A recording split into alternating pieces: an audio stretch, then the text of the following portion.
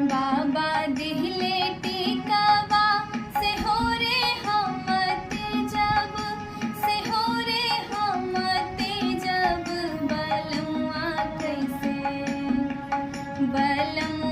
कैसे तेज बरे